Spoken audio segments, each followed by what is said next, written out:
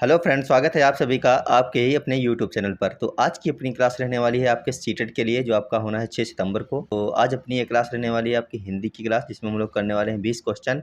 और सारे के सारे क्वेश्चन आपके PYQ क्वेश्चन है, यानी कि प्रीवियस ईयर बेस्ड क्वेश्चन है। और ये क्वेश्चन आपके एग्जाम में अभी तक कई बार बन भी चुके हैं। तो चलिए, क्वेश्चन नंबर 1 है आपके सामने, एक बार इसको पढ़िए और बताइए इसका सही आंसर क्या रहने वाला है। क्वेश्चन लिखा है, उच्च प्राथमिक स्तर पर भाषा सिखाने का एक मुख्य उद्देश्य क्या है। बात हो रही है उच्च प्राथमिक स्तर की, यहाँ पर है, यानी कि 6 से 8 तक की यहाँ पर बात कर रहा है क्वेश्चन में।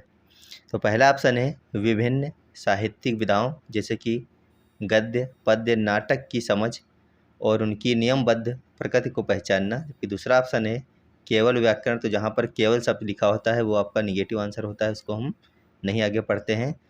सी ऑप्शन लिखा है पाठ्य पुस्तक के अंत में दिए गए सभी प्रश्नों के उत्तर लिखना, ये भी आपका निगेटिव हो गया।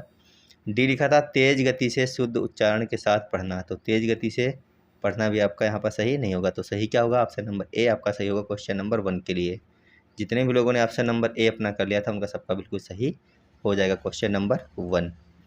क्लास अच्छी लगे तो क्लास को लाइक करना है सभी लोगों को, और अपने साथियों के पास में शेयर भी करना है। चैनल पर नया है तो चैनल को सभी लोग सब्सक्राइब जरूर करके जाइएगा, क्योंकि यहाँ पर आपके लिए सीटेट नियमित क्लासें मिल रही हैं और बहुत ही जल्द आपको हिमांशी मैम की भी क्लासें मिलने वाली हैं।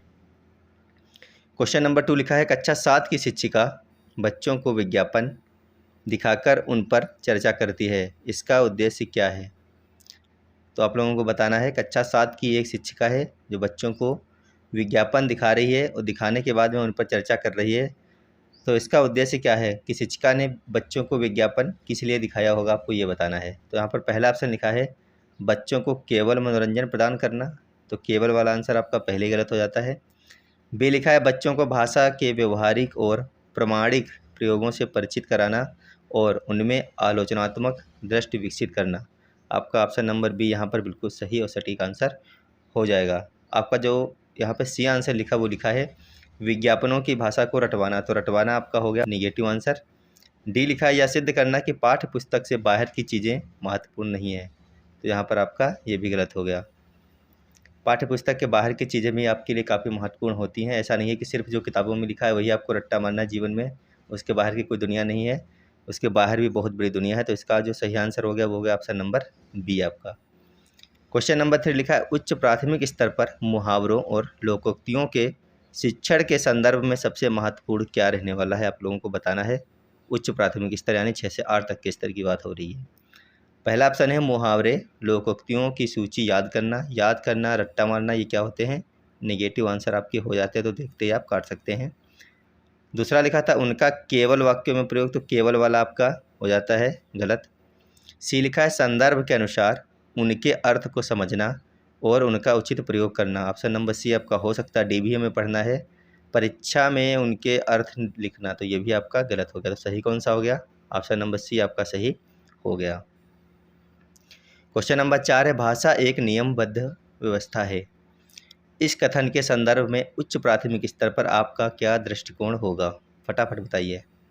बात हो रही भाषा एक नियमबद्ध व्यवस्था तो है, लेकिन उच्च प्राथमिक स्तर पर इस कथन का क्या दृष्टिकोण है आपकी नज़रों में, आपको ये बताना है।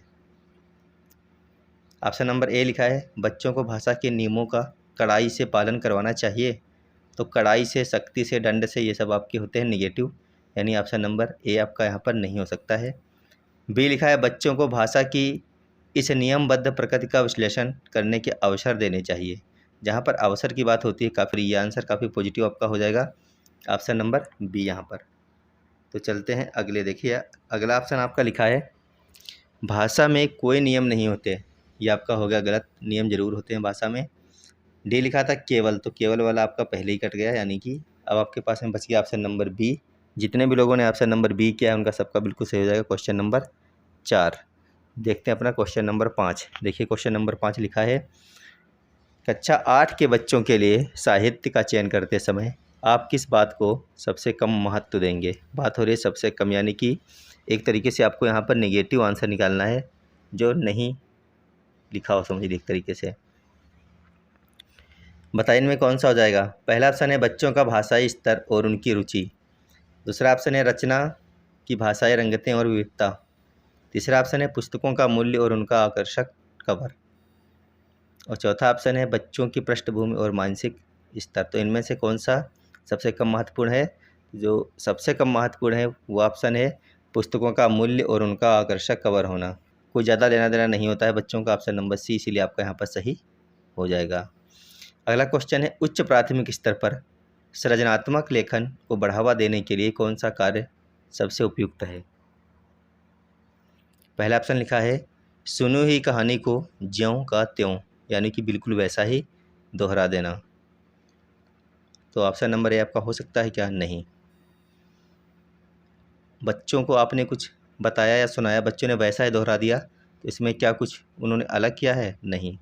तो ऑप्शन नंबर ए आपका हो गया गलत। देखिए बी लिखा है किसी देखी गई घटना या मुद्दे पर अपने स्वतंत्र और मौलिक विचार डायरी या लेख के रूप में लिखना। तो आपका ऑप्शन नंबर बी यहाँ पर सही हो जाएगा। अगर बच्चे ने कोई घटना देखी है या फिर किसी मुद्दे को पढ़ा है तो वो अपने लेख में डायरी पर लिख रहा है स्वतंत्र रूप से, बिना किसी से कुछ पूछे या फिर किसी को कुछ बताए। तो ये क्या है? बहुत ही पॉजिटिव चीज़ होती है। ऑप्शन नंबर सी लिखा है ब्लैक बोर्ड पर लिखे उत्तरों को सुंदर अक्षरों में कॉपी करना। तो ये आपका गलत हो गया, कॉपी करना। डी लिखा है व्याकरण की पुस्तक से निबंध की नकल करना। तो नकल करना भी आपका गलत हो गया यहाँ पर।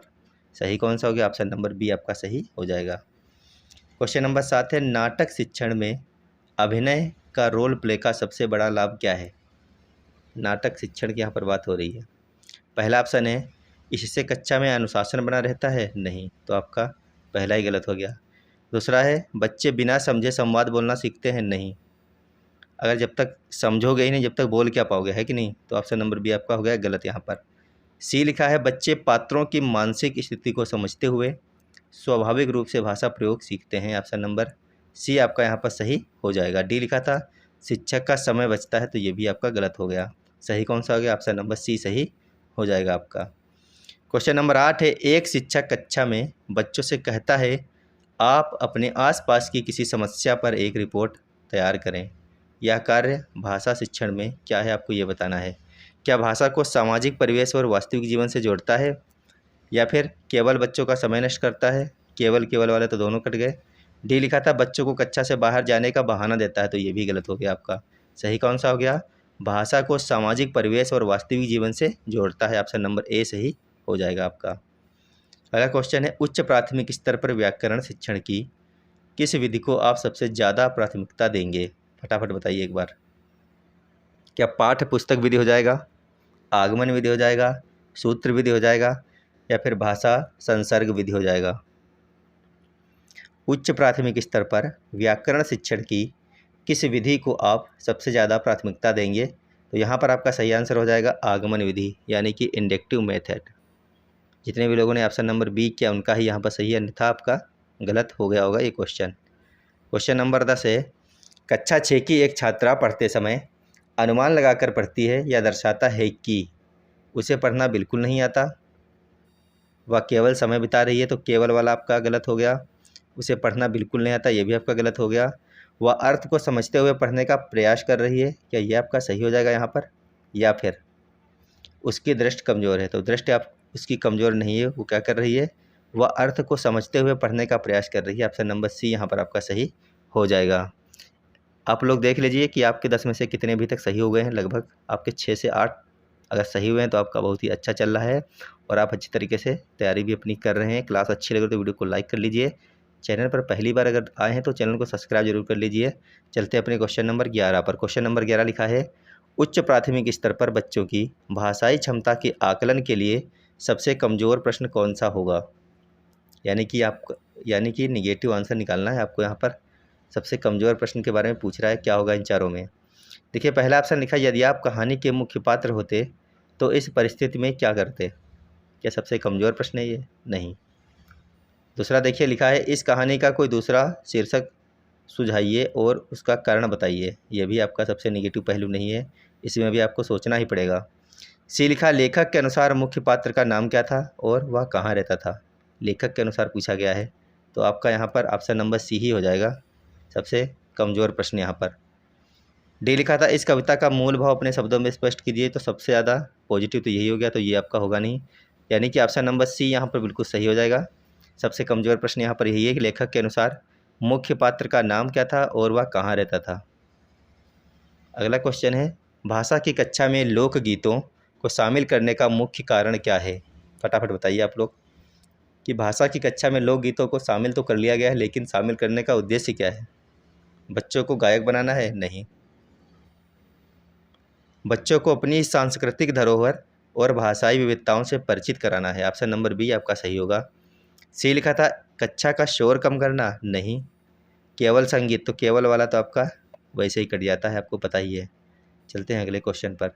पढ़ना केवल वर्णमाला की पहचान नहीं है, बल्कि एक जटिल संज्ञानात्मक प्रक्रिया है। इस कथन से क्या तात्पर्य है? पढ़ना क्या नहीं है? केवल वर्णमाला की पहचान ही नहीं है, बल्कि एक जटिल संज्ञानात्मक प्रक्रिया है। इस कथन से आप क्या समझते हैं? आपका क्या तात्पर्य है? आपको ये बताना है। पहला ऑप्शन लिखा है, पढ़ना एक बहुत कठिन काम है जो सब नहीं कर सकते। तो बहुत कठिन काम आपका हो गया निगेटिव। यहाँ पर ये लिखा है बहुत कठिन, तो ये निगेटिव हो गया। आगे लिखा था पढ़ने में केवल, तो उसके आगे आपको पढ़ना नहीं, जहाँ पर केवल दिख जाए वो आपका निगेटिव आंसर हो जाता है। पूछा गया है पॉजिटिव आंसर, निगेटिव नहीं पूछा गया है। सी लिखा है, पढ़ते समय हमारा मस्तिष्क अर्थ का निर्माण करता है और पूर्व ज्ञान से जुड़ता है। सी हो सकता है, लेकिन डी भी देखना पड़ेगा। डी लिखा था पढ़ना केवल, तो जहाँ पर केवल हमें लिख गया उसके आगे नहीं पढ़ते हमें, ये कट गया। बच कौन सा गया? ऑप्शन नंबर सी बच गया, जो कि आपका सबसे सही और सटीक आंसर हो जाएगा। पढ़ते समय हमारा मस्तिष्क अर्थ का निर्माण करता है और पूर्व ज्ञान से जुड़ता है। अगला क्वेश्चन है, उच्च प्राथमिक स्तर पर अंतः विषयी दृष्टिकोण का क्या अर्थ है? फटाफट आप लोग बताएंगे एक बार। क्या भाषा की कक्षा में केवल भाषा ही पढ़ना? तो केवल देखिए यहाँ पे लग गया, तो ये आपका गलत हो गया। केवल देखते काट दीजिए इसको। बी ऑप्शन लिखा है, विज्ञान, सामाजिक विज्ञान आदि विषयों को पढ़ाते समय भी भाषा सीखने के अवसरों पर ध्यान देना। ये आपका हो सकता है, लेकिन आगे भी आपको पढ़ने पड़ेंगे। ऑप्शन देखिए अगला लिखा है, सभी विषयों के लिए अलग अलग भाषा की किताबें बनाना। ये आपका गलत है। डी लिखा हुआ है केवल अंग्रेजी, जहाँ पर केवल दिख जाए उसको काट दीजिए आप लोग। तो बच कौन सा गया? ऑप्शन नंबर बी बच गया, यही आपका सही हो जाएगा। क्वेश्चन नंबर 15 है, बच्चों को आलोचनात्मक चिंतन विकसित करने के लिए भाषा शिक्षक को कैसे प्रश्न पूछने चाहिए? अगर बच्चे में आपको आलोचनात्मक चिंतन विकसित करना है तो आपको बच्चों से किस प्रकार के क्वेश्चन करने चाहिए, इन चारों ऑप्शनों में से आपको बताना है। पहला ऑप्शन लिखा है, बंद अंत वाले प्रश्न जिनका उत्तर हाँ या ना में हो। आलोचनात्मक चिंतन नहीं सीख पाएंगे, यानी कि ये तो आपका होगा ही नहीं। उसके बाद लिखा है, सीधे पाठ्य पुस्तक से रटे रटाए प्रश्न, तो ये भी गलत हो गया आपका, रट्टा मारना गलत है। सी लिखा है, मुक्त अंत वाले प्रश्न जो बच्चों को क्यों और कैसे पर सोचने के लिए मजबूर करें। तो आपका ऑप्शन नंबर सी बिल्कुल सही है, ऐसा क्यों हुआ और ऐसा कैसे हुआ। डी लिखा था केवल, तो केवल वाला तो पहले ही कट गया, केवल व्याकरण, तो ये कट गया। तो बच कौन सा गया? ऑप्शन नंबर सी बच गया, यही आपका सबसे सटीक और सही आंसर हो जाएगा। अगला क्वेश्चन है, कक्षा 7 की हिंदी की पाठ्य पुस्तक में भक्ति काल की कविताएं शामिल हैं, यह बच्चों को किस प्रकार मदद करती हैं? बताइए आप लोग एक बार। उन्हें अंधविश्वासी बनाने में, या फिर भाषा के ऐतिहासिक और सांस्कृतिक रूप को समझने में, या फिर केवल पुरानी भाषा को रटने में, या फिर आधुनिक हिंदी को पूरी तरह भूलने में। तो आपको देखते ही पता चल गया होगा कि अंधविश्वासी यहाँ पर गलत है, केवल पुरानी, तो केवल वाला तो वैसे भी गलत होता है, आधुनिक हिंदी को पूरी तरह भूलने में, ये भी गलत है। तो सही कौन सा है? भाषा के ऐतिहासिक और सांस्कृतिक रूप को समझने में, ऑप्शन नंबर बी आपका सही हो जाएगा। क्वेश्चन नंबर 18 है, उच्च प्राथमिक स्तर पर गतिविधि आधारित शिक्षण का क्या महत्व है? बात हो रही है गतिविधि आधारित शिक्षण की। पहला ऑप्शन देखिए लिखा हुआ है आपके सामने, इससे शिक्षक को आराम करने का समय मिलता है, यह हो गया आपका नेगेटिव आंसर। बी लिखा है, बच्चे निष्क्रिय होकर बैठते हैं, यह भी आपका गलत हो गया। सी लिखा है, बच्चे सक्रिय रूप से भाग लेकर स्वयं ज्ञान का निर्माण करते हैं, सबसे पॉजिटिव आंसर है और सबसे सही आंसर है ऑप्शन नंबर सी। डी लिखा है केवल, तो जहाँ पर केवल लिखा मिल जाए आगे आपको समय बर्बाद ही नहीं करना है, वो गलत ही हो जाएगा आंसर। तो बच कौन सा गया? ऑप्शन नंबर सी यहाँ पर सही होने वाला है। अगला क्वेश्चन लिखा है, द्विभाषिकता और तार्किक संज्ञानात्मक विकास के बीच कैसा संबंध पाया जाता है? पहला ऑप्शन लिखा है नकारात्मक संबंध है, दूसरा ऑप्शन है कोई संबंध नहीं होता, तीसरा ऑप्शन है गहरा और सकारात्मक संबंध है, चौथा ऑप्शन है इससे बुद्धि कम होती है।